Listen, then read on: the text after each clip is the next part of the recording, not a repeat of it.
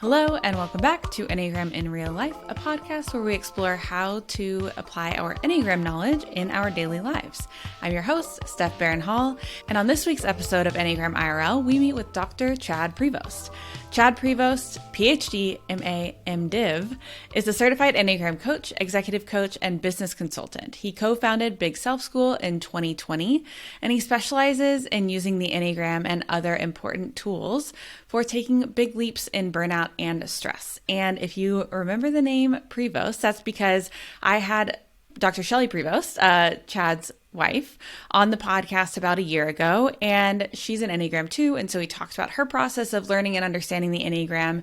And as you'll hear in this episode, Chad also went through the same Enneagram program that I did, which is called Chestnut Pie's Enneagram Academy, as well as some other programs. He has a PhD in creative writing, and we're actually here today to talk about his book, which is called Shock Point: The Enneagram in Burnout and Stress.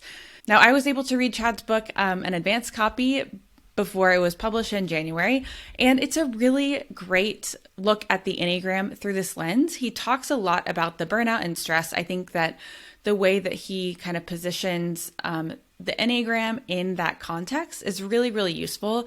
And also, it's a really well-written and very resource-rich book about how to apply all of these different concepts. And the reason that I really like that is because I love it when I'm reading something and they make a statement and I'm like, oh, I want to know more about that. So you can go read the study, you can go read the other book. I really appreciate that type of book. So Chad brings a lot of that insight and research into this work. And in this podcast, we talk about Chad's introduction to the Enneagram, how he found himself as a 1-to-1 or a sexual 4, which is the subtype of type 4 that Chad most resonates with, his inner work experience, and a recent actually near-death experience that he had, and how it kind of married with his inner work that he's been doing over these past few months, and how he's been able to understand the envy and idealization of type 4, as well as what it was like for him to write his book and to really understand and explore all of that. So if you are a 4 or you have a 4 in your life, I think you'll really enjoy this one. And also if you're really invested in inner work or you just want to learn more about stress and burnout, this is a fantastic episode. You should also check out Chad's website, which is bigselfschool.com, and the Doctors Prevost. They host the Big Self School podcast, which I love. I often send it to my coaching and typing clients because they just have all of these fantastic episodes with all the different types. And so I'm able to really recommend their Enneagram work because I know that they're doing high quality work without missing the nuance, which is really common. And so I really appreciate this. Also, another thing that you should know is that perhaps about a year ago, my husband Brandon and I did an Enneagram relationship Q&A about ourselves and our relationship and all of that. And we talked about how Brandon had a really difficult time finding himself really in the Enneagram system, which is actually not that uncommon. And I think, especially because I'm really close to him, it could be easy for me to see different things. So at the time of that recording, we thought Brandon was an Enneagram 1. And actually, there's a lot of 1 there still. It makes a lot of sense. And Brandon might choose later on to come back on the podcast and share a little bit more of his story. But just for what you need to know for today's purposes in this podcast episode is that several months ago, actually not that long after we recorded that episode, Brandon started to recognize that he's actually an Enneagram 4. Was quite a surprise to me initially, but there were some really humorous moments when we started to recognize him as a 4. So Chad and I actually do mention that in this podcast episode because Chad is the same subtype as my husband Brandon, and we talk about that a bit. So just FYI, if you're like, wait, that doesn't sound right. Yes, we did share that Brandon in the past was a 1, but in fact, it seems that 4 is the best place for him on the Enneagram system. So Please be sure to check out the show notes where I have all of the links. I also have some key takeaways from the episode listed there, and you will also find a link to grab Chad's book, which is again called Shock Point: The Enneagram in Burnout and Stress. It's a really fantastic read. We didn't go super into it today in the podcast episode, but I really recommend checking it out if you've ever experienced burnout or stress. So I guess that means all of us. And without further ado, here is Chad Prevost. Okay, Chad, welcome to the podcast. Steph, great to be here. Thanks so much for the invitation. Of course. I'm always excited to talk with new Enneagram friends, though, of course, we haven't chatted that much, but I do know your wife, and our guests know your wife from about a year ago when she was on the podcast. Okay. That's great. It is great to be here as well. And just doing this on my own, not without Shelley. I don't need my better half here for this. Well, we are going to be talking about your book today, so I'm going to be really interested to hear more about that. But to begin, I'd love to hear more about you and your background. How did you get into the Enneagram, and how did you end up where you are now? I mean, I was aware of the Enneagram just slightly. I remember in seminary in Waco, Texas, at a Starbucks, seeing a book on the Enneagram. I think it was The Wisdom of the Enneagram in I think it was 1996. But just seeing it and being aware of it is one thing. I didn't dive into it then. Instead, I bought the book The Artist Way by Julia Cameron, and that led me down a wonderful road of the morning pages and really practicing some of that. Because even when I was in seminary, I remember going, I don't know if this is really exactly my calling. I really want to be a writer.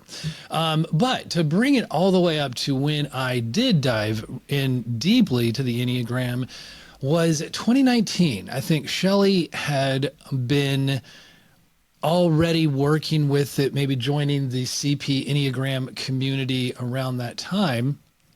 And I was in a bit of a holding pattern at working at a tech startup, a tech and logistics startup. And I was on vacation, and I took a copy of In Search of the Miraculous with me, and The Fourth Way and the In Search of Miraculous. There's a lot of similar information in those two books, but and I was just stunned by the depth, the specificity, and the just brilliance, the charismatic brilliance of Gurdjieff. And the way that, I guess, P.D. Uspensky would document it. And I read just a few pages a day, and because it was so rich, and you can't just read through it. And it really stuck with me and moved me. And that was the beginning of a turning point where I was like, okay, let's take a course in this. Let's go deeper into this. And so at first, so not knowing the CP Enneagram community, as well, I was like, well, Shelley, that's a nice little community you've got. Well, I'm not going to overlap. I'm going to do my own thing. I'm going to find a good community too.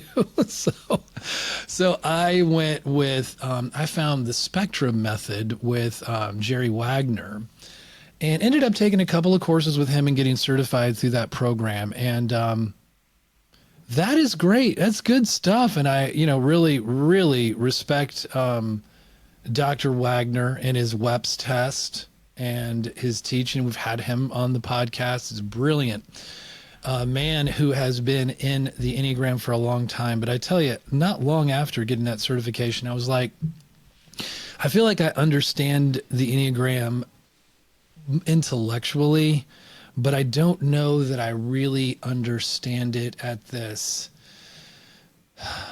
working on it in a psychological level with the depth that would eventually actually. So I was like, I felt like I needed more. The long and short of it is.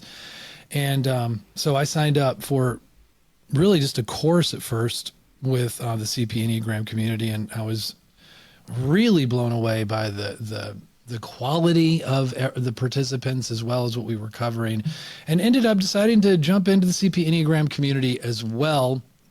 And that was a rigorous, as you know well, Steph, that was a rigorous program that, like, you know, it really worked on me while building up skills. And then that was like propelling me more and more and challenging me to use it as a coach. And that was the big jump, to move from being teacher, workshop facilitator, writer, some of those things that were more familiar to me, having gotten a PhD in creative writing and been a professor for a while. And so those were and then to be challenged to, like, I remember I didn't exactly know or fully understand that I needed to coach a little to complete the program. I remember at this one point. And so my assigned coach was like, you know, you're going to have to do it. Just go ahead and just jump in. It was Janina Weiss. She's my coach too. Okay. She is amazing. Truly. Like, I didn't know actually at the time how brilliant of a coach she is. We could talk about that. So I met with her the several times, and she was like, Chad, maybe just like on Facebook, you just announce that you'll do some pro bono coaching. And anyway, that did lead me. That was the jumping off point of really beginning the coaching through the Enneagram 2. So maybe I'm digressing, but the long and short of it is, it was about 2019 when I first read the book. It was Gurdjieff, who isn't exactly the Enneagram, right?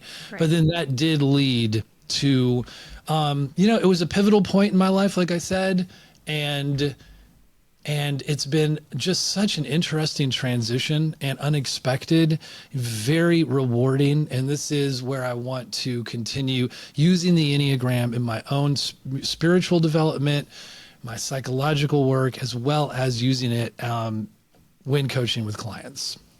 Yeah. I mean, I think I really like Jerry Wagner's work as well. Like 9 Lenses on the World, I think is the title of, I'm like, oh, I don't have it on my desk anymore. But it's such a good book. And I think he brings a lot of that like psychological aspect to it that kind of gives it a lot more structure. But you're right. Like when you go into CP Enneagram, you think that you know the Enneagram well, and then you go into that and you're like, oh, wow, this opens up a whole new dimension, because it really is bringing in that fourth way and like the spiritual aspect of it. It does.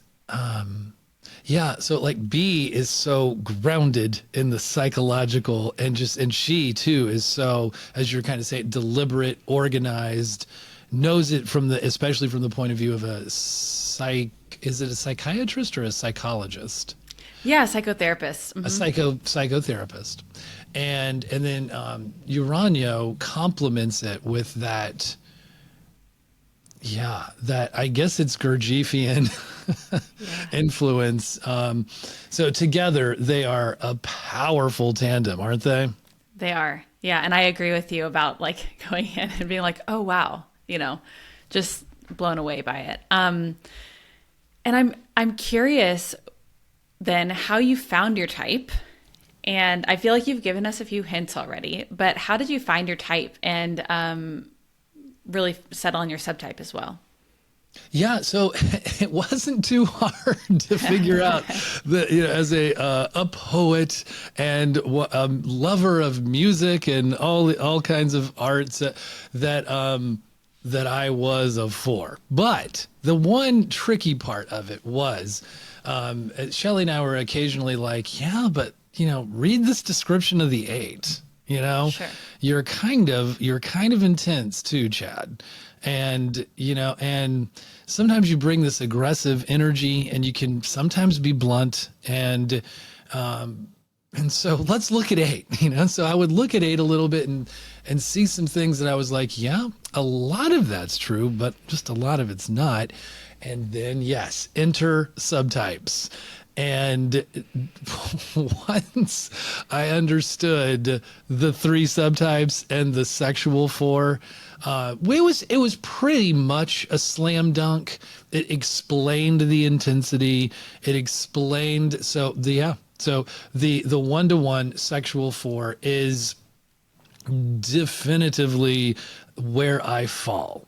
Although I will say, even with that, there were 2 or 3 times where like you could scrutinize the descriptions, and there were times where I was like, well, first of all, the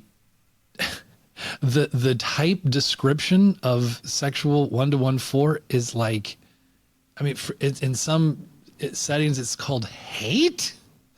And I hated that. Yeah. So I resisted that a little bit. Now it's called, of course, competition. Right. And I can see the competition. Yep. But there were a lot of times too where I thought maybe I lead with the self-preservation. Actually, maybe I am a self-pres 4 because tenacity and just being able to take it.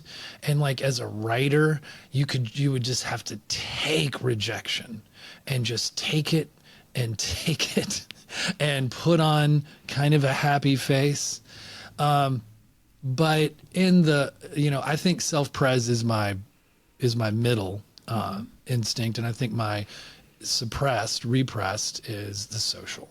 So that's yeah, that makes a lot of sense. And it is tricky. I actually had a really hard time also figuring out my subtype. I tried them all on and then found my subtype finally. It can be a really difficult thing, and I think it can be challenging to be like, I don't know if it's this or that. And I find for me, looking at my subtype brings up a lot more self-criticism. Now you're 3, but what's your subtype? I forget. Sexual. Oh, okay. You also Same stack. Mm-hmm. Interesting. So, and your husband is the sexual 4 as well. Same stack. So, well, how does that work in your dynamics where you have the intent 2 with the intensity? Yeah, it's been really interesting. There is a lot of the intensity, though. I think with the sexual 3, how it kind of plays out is a lot more of the like appeasing response, or a lot more of the blending. That comes out a lot more. Shape shifting into what is pleasing. What you are thinking is pleasing to your like audience, I guess in this case, your husband. Yeah. And I think a lot of my life, I felt like I am a conduit to other people's experiences. I don't have my own sort of purpose or experience in the world.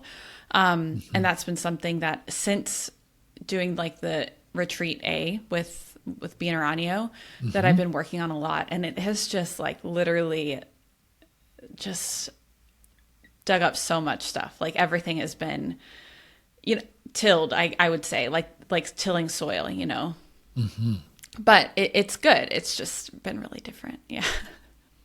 Did you go to the in-person or was it online? I went in person. Yeah, me too. To Retreat A in California. And wow, that was like 14 months ago. Okay. Speaking of turning points, that was quite a week. Quite a week. And actually what was kind of funny was getting to that Retreat A.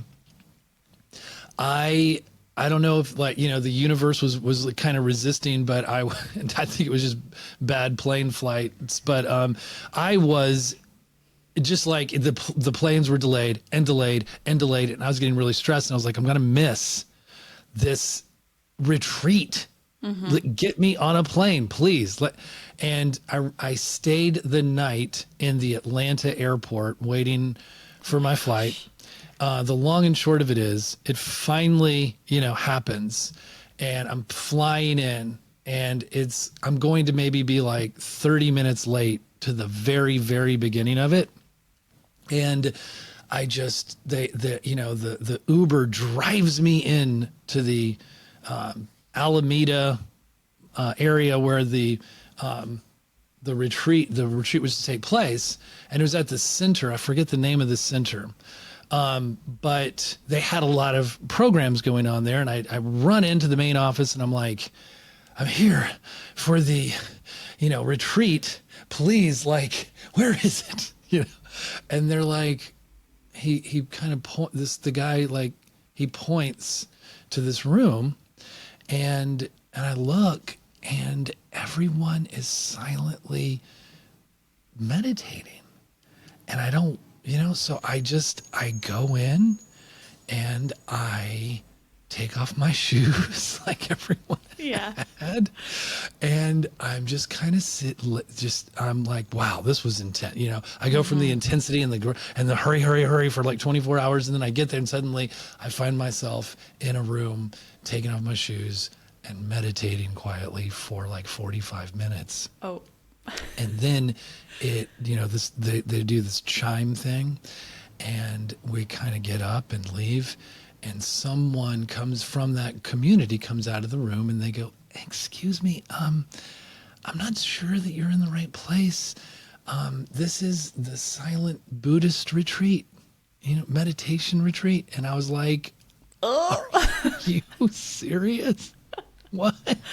Oh no. And so right around the corner, they are like, I think yours is over here. So I walk down the hallway, and I go into this other building, and I walk into this sort of chapel, and our group is walking around in circles and pretending to like have their bubble. Yep. It was like the bubble moment. Mm-hmm. And everybody looks over at me and goes, Chad. I felt so welcomed, but I couldn't believe that I then had spent 45 minutes with the silent Buddhist retreat people. Yeah. You're like, this is what I was looking for. That's right.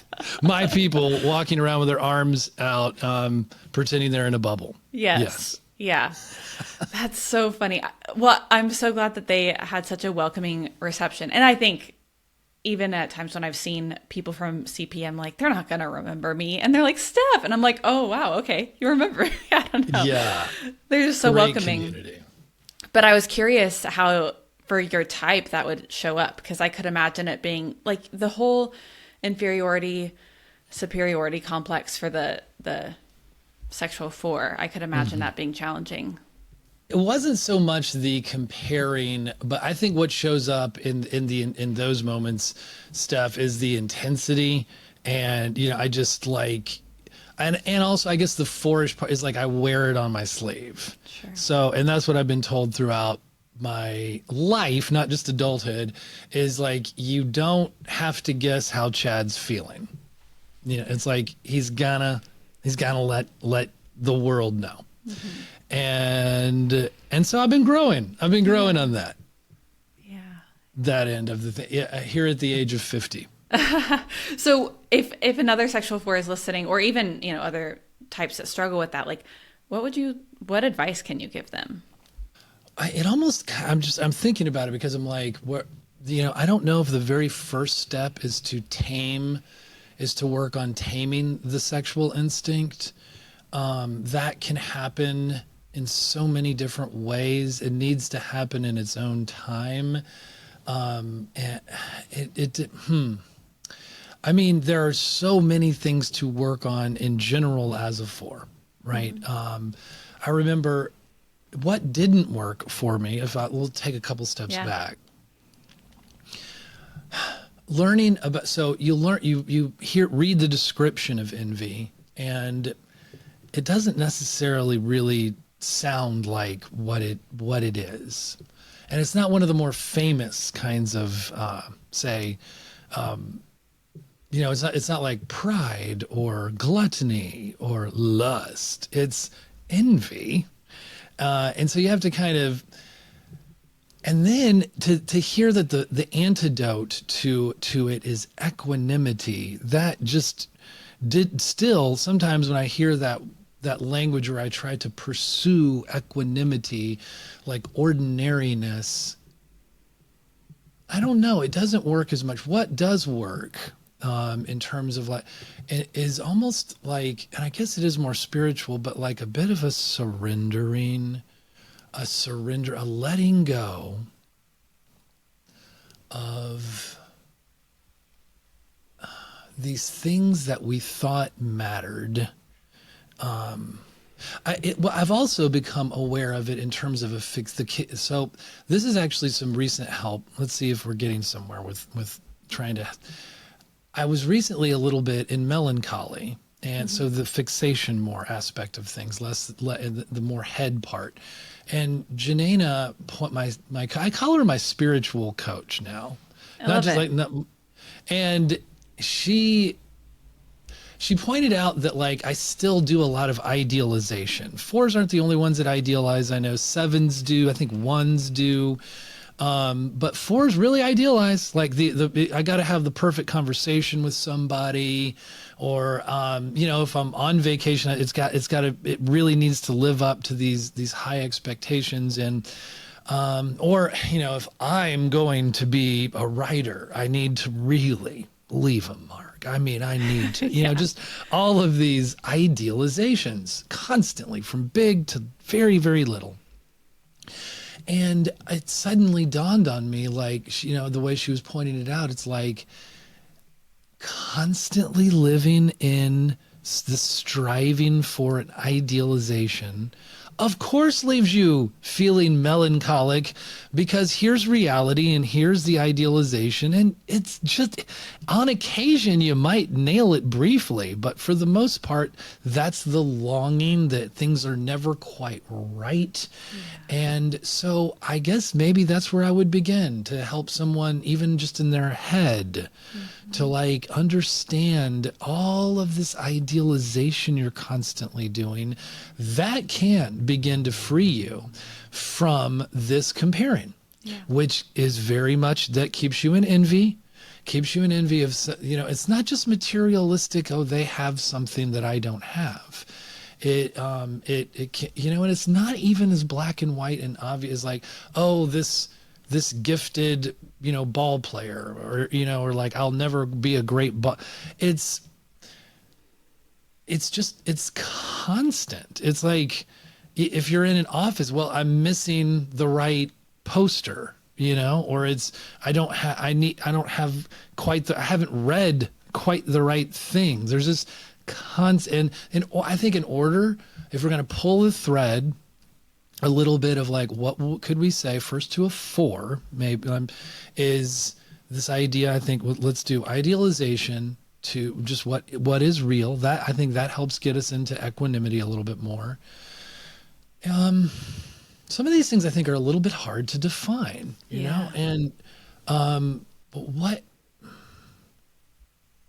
it helped too with the Enneagram work to begin to realize that even when you're say sort of flattering someone, or you're acknowledging, hey, you are a really good writer. Like, that's you in envy. Even though you're remarking on it, and you're saying you're still in envy. You're recognizing that they have something that you don't. And I think there's just I think it's helped to constantly recognize, I guess kind of a human ordinariness that we all possess. But it's just taken a lot of work. And I think it happens on different levels. Some of them might be emotional. Some of them might be head.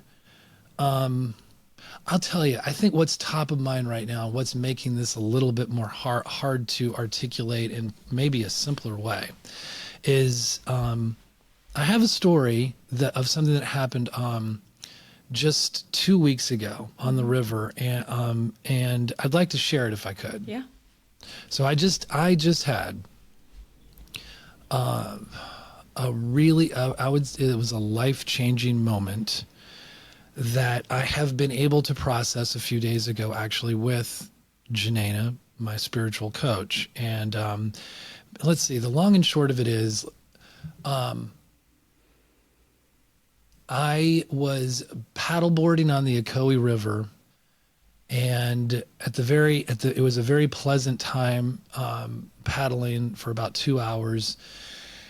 And we were coming up on the takeout where you take out and you go back onto shore, and I had barely missed it. And so I was continuing to float past it towards this bridge in a really strong current. And it was about 6 feet deep of water. And my right foot was leashed to the board the way you're supposed to do it. So if you do come off the board, it doesn't like float away. And I had taken off my PFD, personal flotation device, because we were getting ready to end, and it had been a really pleasant, chill thing. And I don't even exactly know how it all happened, but my board got kind of stuck as I was going under this bridge, or my leash got caught. I don't know, but I was getting sucked under the current, and I was trying to hold on to the board, and I was beginning to drown. Really, I mean, things went from fun to unbelievably serious really, really fast. And I yelled for help. I was with my brother and another friend. They were not, I recognized pretty quickly due to the current and where they were, that they weren't going to be able to help me. Yeah. And so I struggled and was like, I don't know what to do. And I'm getting sucked under. And finally, at a certain point of desperation, after I had called out for help a couple of times, I just let go of the board, because I was like, I'm getting sucked under. I'm going to let go of the board. And I just let myself I kind of surrendered and let myself go with the flow of the river, but I was still stuck, and it was still pulling me, and I was going down under the water. And I was like, oh my God, I very well may drown right now. And it's such a terrible way to die. And in those instantaneous, desperate moments where there was a little bit of a part of me that was surrendering to this thing that I had no control over, while my physical body was in extreme terror and just desperately trying to stay afloat above water. And in those moments, as I was thinking, so many things I've done have been a waste of my time, have been a waste of my life. All of these little anxieties, all of the things I thought about my oldest son, and all of the worry that I've put into is he going to make it? And, as an adult, I was like, I know he's going to be okay. And I wouldn't worry about him. And I thought about all of the times I will get anxious before maybe speaking to a group or introducing myself, or all of these different, and I was just thinking what a waste of time. And all the plans that I had for the rest of my life were none of this matters.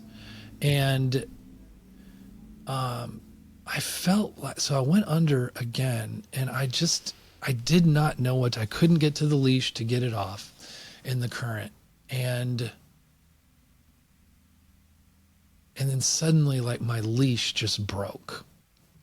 The leash, it just broke, and I was free. Oh my gosh. And no one had saved me. I didn't even save myself. My leash happened to break. And I still had my shoes on, and they felt so heavy. I could barely, I thought about trying to take them off to swim over to the shore, but I didn't have the strength or want to risk that. And I did make it over to the shore and where my brother was. And I just was my body was heaving. And for 10 minutes, I just couldn't quite catch my breath. And I looked up at the sky and the mountains in the background, and I thought, I have been given a second chance right here. Wow. This is right now, I might not be alive if my leash.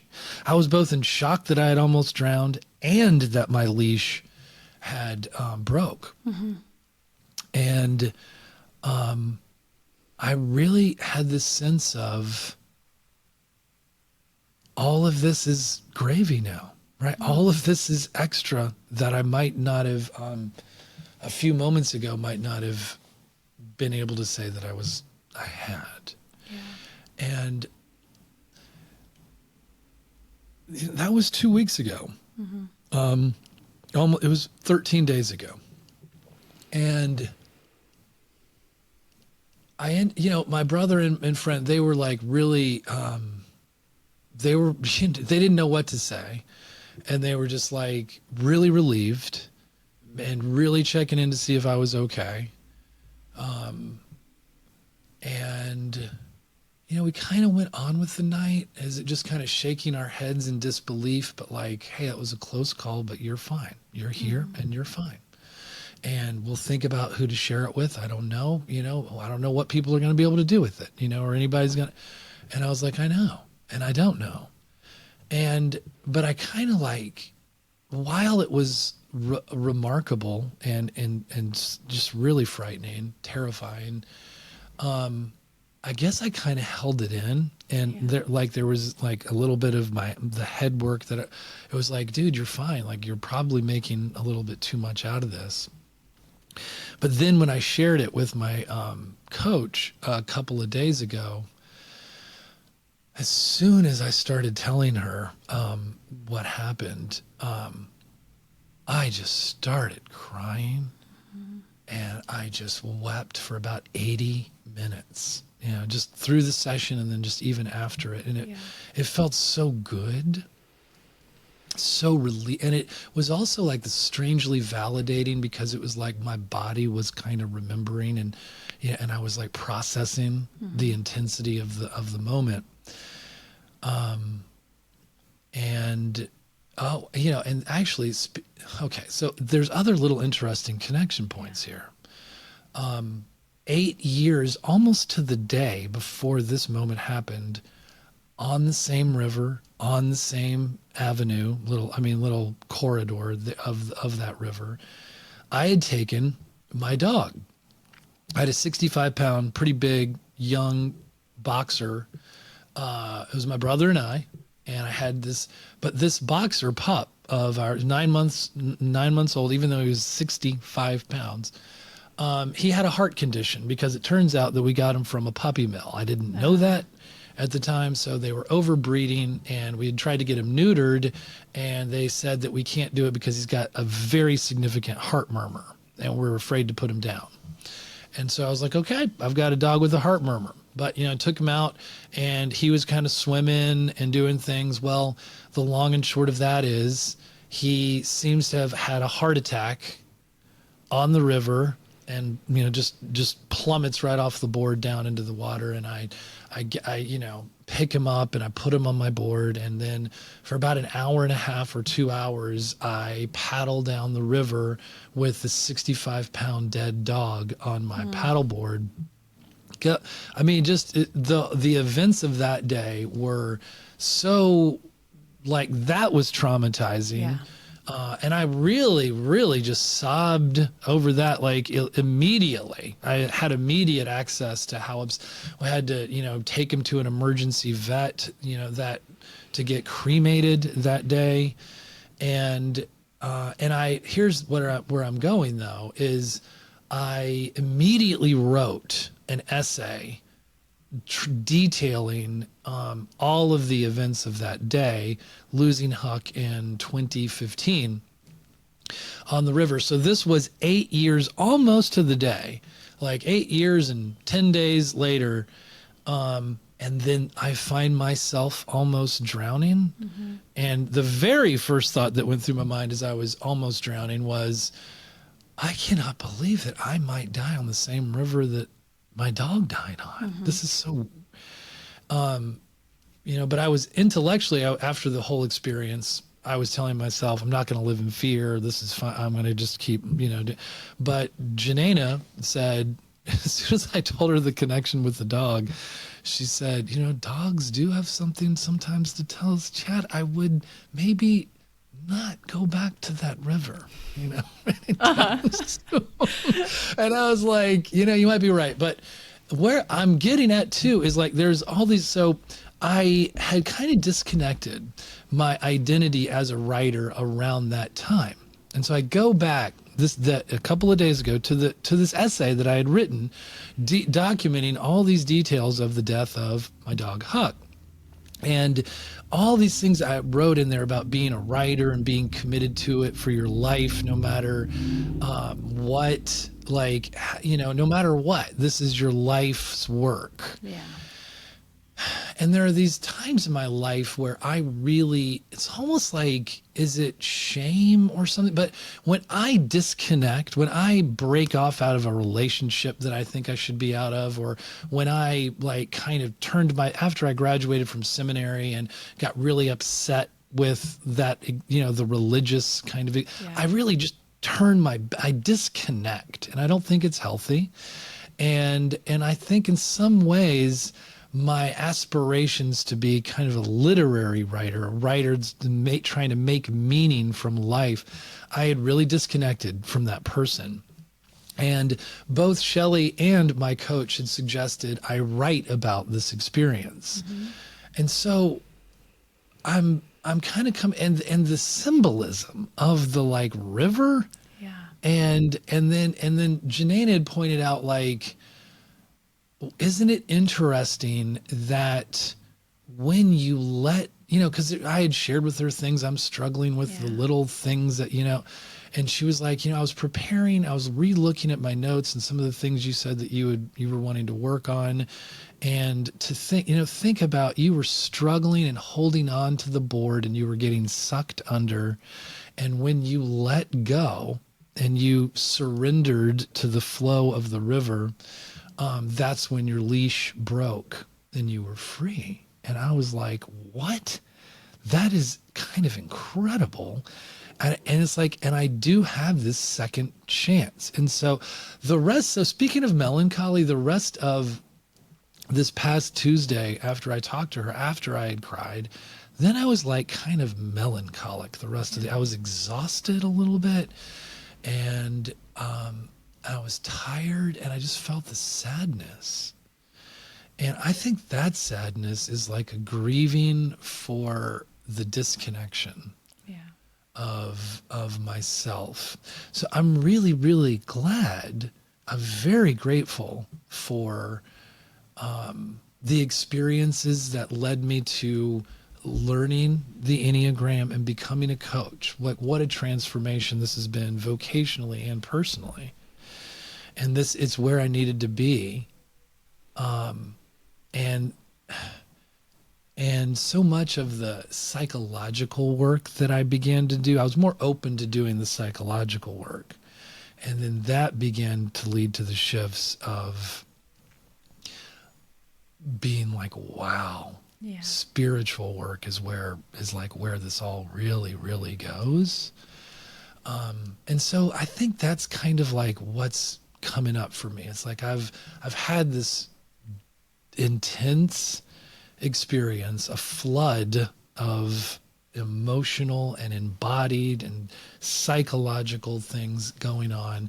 Lots of and I like a kind of a, not to over symbolize or dramatize it, but a kind of a redemption, I almost drowned, and I really do feel like I've been given a second chance.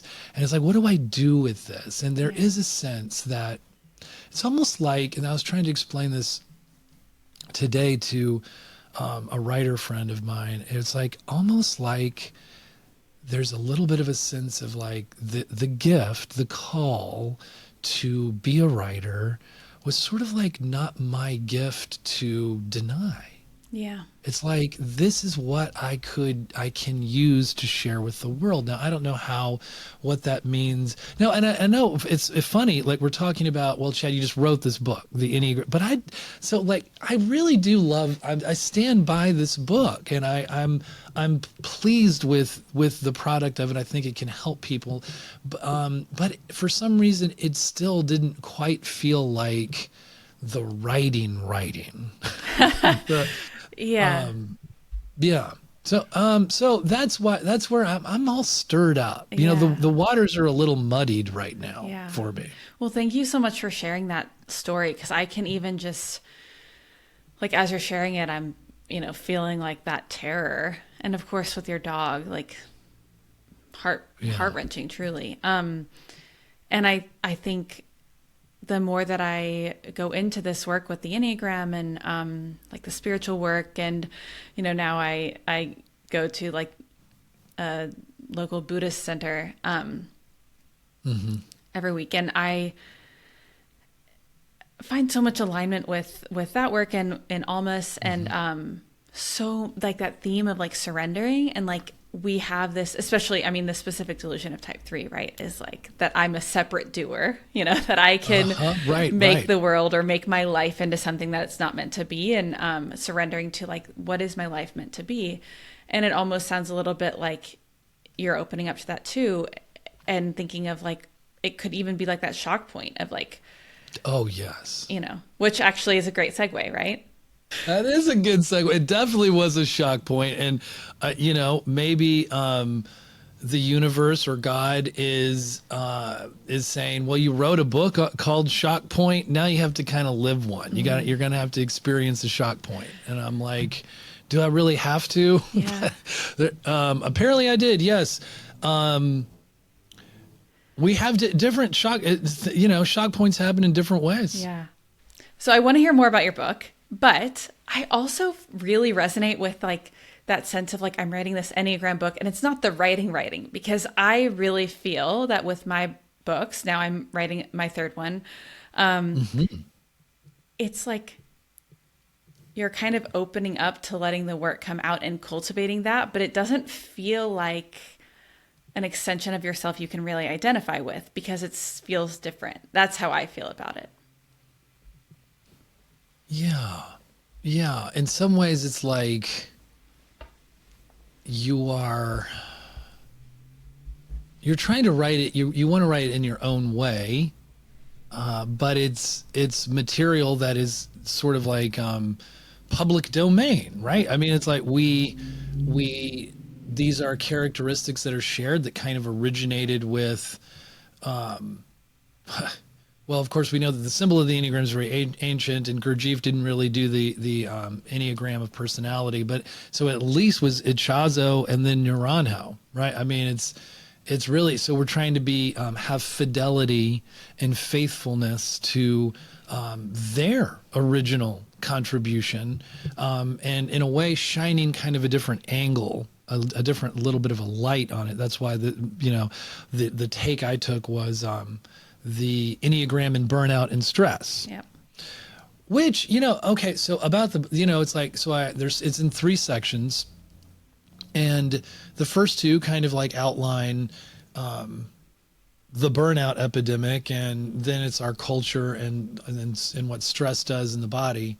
And then the lens on which it's like, we're kind of like, this is how your type shows up in stress.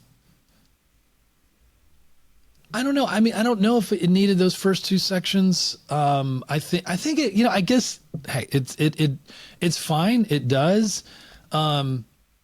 It's possible that like as a book, it could have just stood on its own, perhaps, without having to contextualize it in a burnout and stress time. But that's what Big Self does.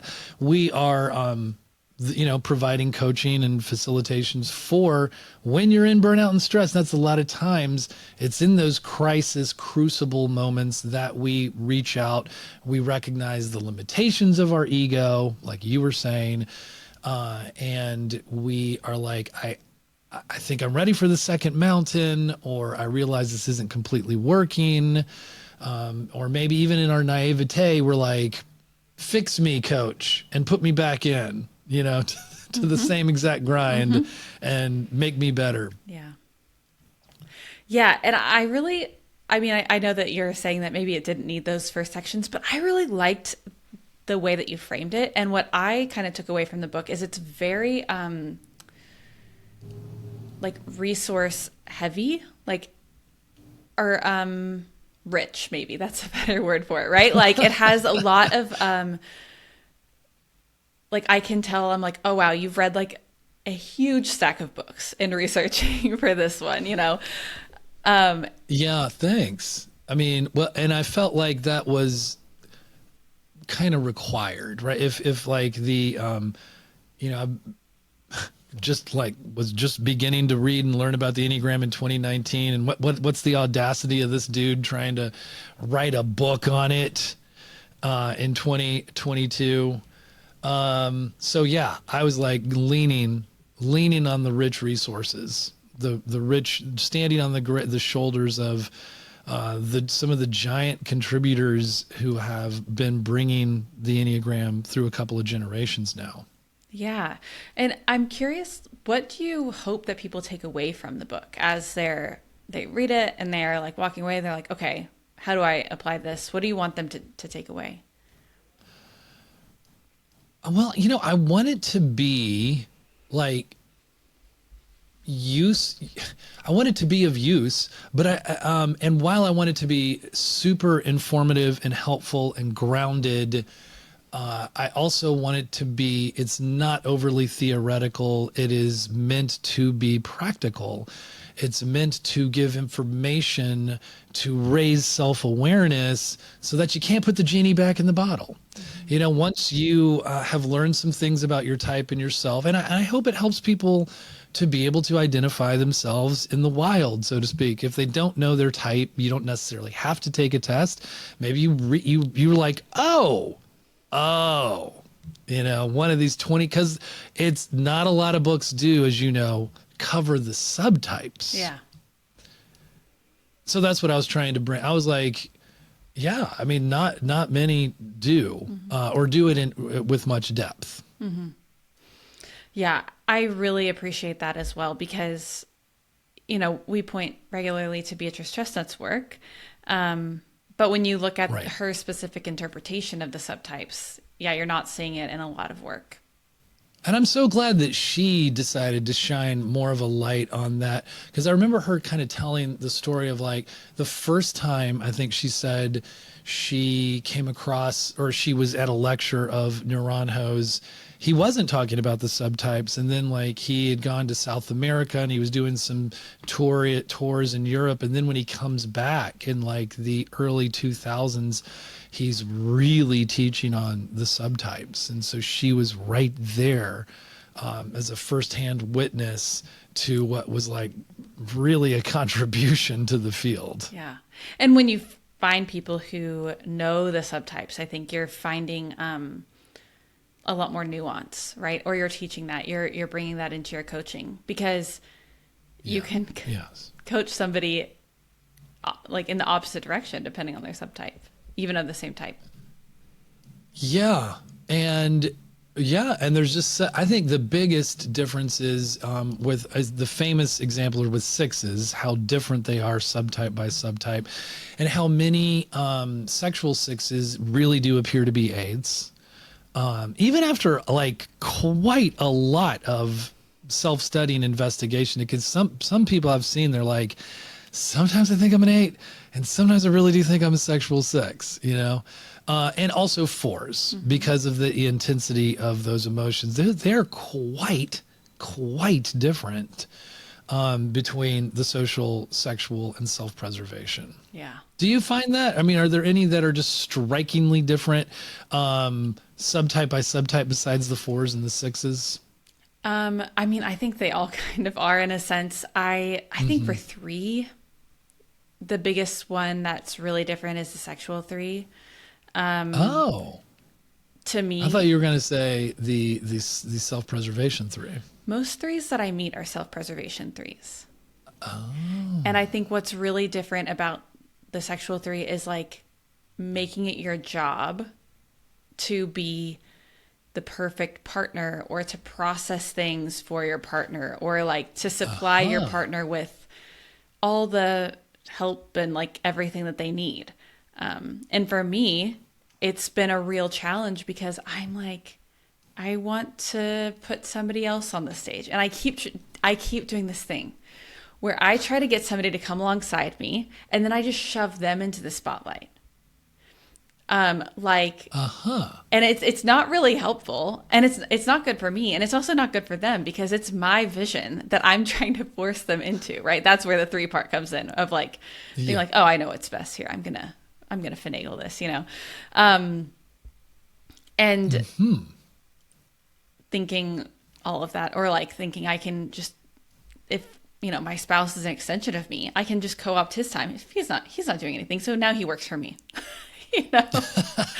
Like, so that kind of thing of having a challenging time with that. But that could be just because I don't really see the sexual 3 represented very often. Yeah. Okay. B says that the sexual 9 and the sexual 3 are the 2 subtypes that know themselves the least. Oh, well, I was going to say, it sounds like what you're describing does sound like a lot like the sexual 9 and the merging. Mm-hmm. But you're doing it in this way of like, let me help you, right? And like, yeah, like what came up after realizing I was a sexual 3 and then going to the retreat was like realizing like, oh, I never, like my husband was not that interested in the Enneagram, and I tried really hard to help him figure out his type, and then he settled on 1, and then it seemed like it fit, and I tried so hard. I would always send him like, here's something about this topic that you were talking about yesterday, or here's something about this topic, or, here's how the type shows up in this way, etc. And I would just do that. And like, after the retreat, I was like, I am not doing this anymore. Right? Not in like a mean way, but in a way of like, this is one of the ways that I am putting so much focus on you and like not really dealing with my own stuff. Okay. Yeah. So he also is a sexual 4, though, turns out. What does he do? He's very thinking about like the deep things all the time. Like when we were talking about his type one time, and I said, what do you think is your relationship to your emotions? And he was like, well, I don't really know what you mean by that. I was like, well, like, do you feel your feelings? He's like, well, are you talking about like depth, breadth, like variety, complexity? I was like, I was like, I don't know how I didn't know you're a 4. Right. Yeah, and it's like sometimes I think with any kind of type, and why it can be hard for us to sometimes know ourselves is the way that we're like fish in water, swimming in it. Yeah, I mean, here I was. I mean, before I had taken Myers-Briggs many times, Strength Finders, and here I was like a creative writing PhD in poetry, and I didn't think that I was more in my feelings than in my head. I thought that I was like, no, I'm really analytical. And then I began like a fish in water, it's like I begin to see all the ways in which I am incredibly emotional and relational. And I had just been really blind to a fundamental way that I am. Yeah. Yeah. And I think that that's the beauty of the Enneagram, because it helps you see that. Like, yes. And I think some people might argue that it makes you think you are that way. But I really see it as like, it helps you reveal the truth of that. Yeah. Yeah. Oh yeah. No, it's not, I'm not becoming the description. Right. Yeah. If only. Because I read it. If only, because then we'd all just like read a different description and be like, I am this now. Right. No, and everybody would want to be sunny side up 7s, right? And yeah. Well, maybe not. I don't know. Maybe 3s and 7s. I think a lot of people naturally want to be. Maybe. Yeah. I find on a lot of the time people really don't like 3s. So. Well, they're just jealous of all the success. Apparently, I guess. Okay, I have a couple more questions. I really am curious about, with your book, what do you know now that you didn't know before? Like, how has it changed your thought process about stress, burnout, the Enneagram? I kind of knew a lot of it before I began writing it. So I felt enough that I knew it well enough. I learned a little bit more certainly about the history of burnout. That was I learned about how the phrase was coined and who the researchers were, and I found one surprising connection is that let's see, in both New York with Freudenberger, and he was the one who first coined the term in like 1974, I believe, but they were using it in the very, very early 70s. And at the same time, across the country in California, Christina Maslach, the wife of the famous Philip Zimbardo of the Stanford prison experiment, she was doing burnout research at the same time. I don't think they knew each other were doing that work. And then here's the connection, right, is at the same time, right, in 1971 in Berkeley, Claudio Naranjo is there teaching the Enneagram for the first time. So there's these interesting confluence of events, this ripe, rich time of like turbulence and cultural turbulence. We were still in the Vietnam War. We're beginning to people are beginning to burn out, and often in these helping professions where you can endlessly give, and then at the same time, the Enneagram comes to us. I just found some of those connections quite surprising. So, but I will say one of the things I was learning as I was writing about fours, and I was writing and the pages were kind of the word count was getting longer for 4 than it was for the other numbers. And I'm like, Chad, don't do that for 2 reasons. First of all, like you're being a 4 by using more words to be understood. Yeah. While you're saying that you think 4s are kind of misunderstood. Yeah. So I just thought that was kind of funny. And so I didn't take out a whole lot though. What I made sure to do was use similar amounts of word counts for all of the different sections for each type. Yeah. Because they're all equal. Yeah. I mean, yeah, I like, for my process, I had a chart and it had each section, it was like this many words, Yes, right. But it's hard. Yeah. It's hard to do that. It kind of can be, and 8's like they don't even want to use a lot of words. Right. So maybe they shouldn't, I don't know. But yeah. I think that the thing I've noticed with burnout is it's become really like this thing we talk about a lot lately. So it can be easy to think, oh, this is like a recent thing. But it's interesting to hear that research came from the early 70s. Yeah. When that, it's I also, I guess in terms of the Enneagram literature, and I recognize that some different practitioners, I learned, this was part of the experience of researching it, and want to use different terms for each of their, I guess, kind of to make their own contribution in a more original way. But I do agree with Uranio and Pius and Beatrice Chestnut on this point of, if we all begin using different terminology, it just it's almost like a Tower of Babel. It even if we find maybe other more slightly refined ways of saying some of these things, it's probably better to keep using the language that Naranjo introduced in Echazo. So I tried to do that. Yeah. I think so. Yeah, just to be consistent with the terms that we're using. Yeah, I appreciate that, and I agree. Even if some of the terms like passion need explanation, right? Right. I think it's useful to have the same terms. Well, before we wrap up, I have a couple questions that I always ask everyone. So the first is, tell me about a book that has helped you, refreshed you, or shaped you in the last year.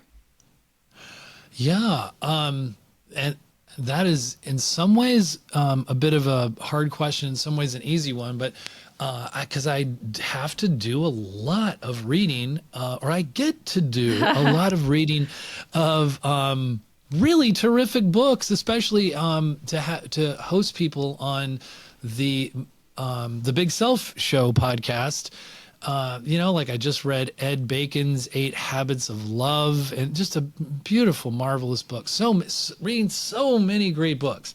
But the one that I just finished, that I read in depth and very slowly and carefully, was Facets of Unity by A.H. Almas. And this is one, I just read it this summer, that was sort of like reading In Search of the Miraculous. It was like, it's one of those books. It's so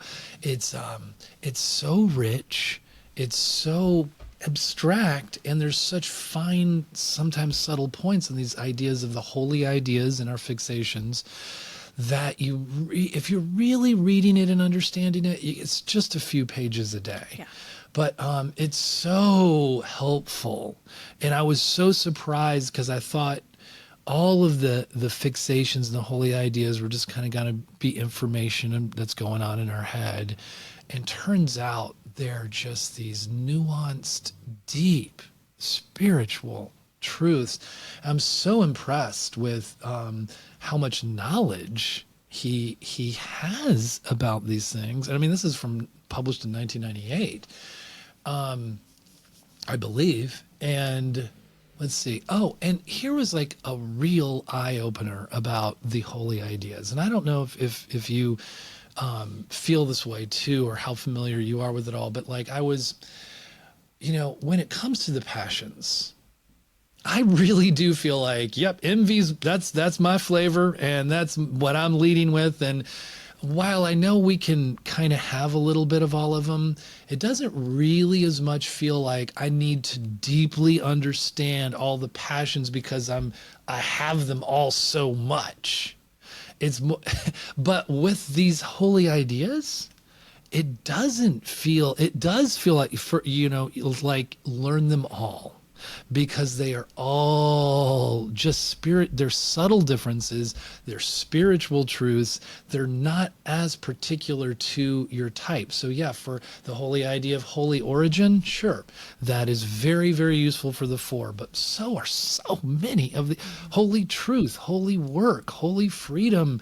The stuff for the 7s, the holy work, which leads to this, the idea of the unfolding, to be present and experience the just constant unfolding, like watching clouds, that really spoke to me. So the Facets of Unity, the Enneagram of Holy Ideas by A.H. Almas, whose first name is Hamid, right? That's a great book. Yeah. Challenging, good book. Agreed. I mean, I've been reading it and I'm like you said, a couple of pages at a time. This one I did start with type 3 because I was like, I need an urgent, intervention here. And I was like, it blew my mind. Yeah. Yeah. All right. Okay. Love that. So finally, what is a piece of advice that has really stuck with you? Oh, a piece of advice that has really stuck with me. I guess I'll just go back to what Janana said about keeping an eye out on my idealizations.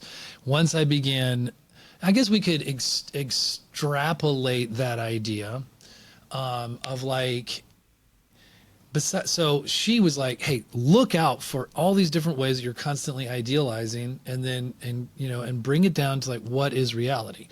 But actually, as a principle in any given thing, whether you're trying to spot, your passions, activity, or whether you're trying to look for, it's like when you do make it a point or an intention to look for something, you do begin to see it so much more, right? It's like learning a word for the first time, and you're seeing the word all over the place all the time. Oh, Shelley told me the word for this. It's called the reticular activating system. The reticular, that's a great word for it. It's like once you start, or it's like a car commercial. You see a car that you like, suddenly you're seeing the car everywhere. It's similar with this work, right? If we are looking at, that's a good piece of advice. Yeah. Yeah, absolutely. And I think that's where the Enneagram can really uncover our blind spots, because you're like, oh, Yes. never thought of it that way. Oh, now I see it everywhere. Oh boy. and then you have a lot to work on. Congratulations. Right. I mean, and it's helpful with being Uranio saying these are the different levels of your growth. And the very first, maybe the second little level is just spotting your passion in action, just spotting it, identifying it, observing it, right? You don't have to do anything about it, but just see, there it is. That's growth. Yeah. Yeah. Okay. Well, where can people find you? Tell me all about your book again, which I'll link in the show notes, podcast, everything. Yeah, just Google. No, Google Chad Prevost. No, it's I think the best place, bigselfschool.com. We are our podcast is The Big Self Show, and we have a couple of episodes every week, one with a guest, one with just micro episode with Shelly and I. And yeah, just, it's been a delight. Thanks for having me on here, Steph. Of course, you've been on the Big Self Show before. We'd love to have you return at some point, not too far, because actually what we're going to do we got another couple of months of season 5 to go with the kind of what we've been doing. It's been a fun season. Next season, we are going to try to have an expert of each of the 27 subtypes. We're going to do a whole episode, 27 episodes with each of. And so maybe you could be representing the 1 to 1 threes. Yeah, that'd be so fun. I'd love to do it. And I love your podcast, so I always recommend it. So great. Thanks. Yeah, thanks so much for coming on the show. And I hope everyone will check out your book. It's been a real delight. Great. Thank you so much for having me on, and let me know what I can do to support you and all that you're doing as well. Of course. Thanks so much. Thanks so much for listening to Enneagram IRL. If you loved the show, be sure to subscribe and leave us a rating and review. This is the easiest way to make sure new people find the show, and it's so helpful for a new podcast like this one. If you want to stay connected, sign up for my email list in the show notes or message me on Instagram at 9typesco to tell me your one big takeaway from today's show. I'd love to hear from you. I know there are a million podcasts you could have been listening to, and I feel so grateful that you chose to spend this time with me. Can't wait to meet you right back here for another episode of Enneagram IRL very soon. The Enneagram in Real Life podcast is a production of 9Types Co. LLC. It's created and produced by Stephanie Barron Hall, with editing support from Brandon Hall and additional support from Crit's Collaborations. Thanks to Dr. Dreamchip for our amazing theme song, and you can also check out all of their music on Spotify.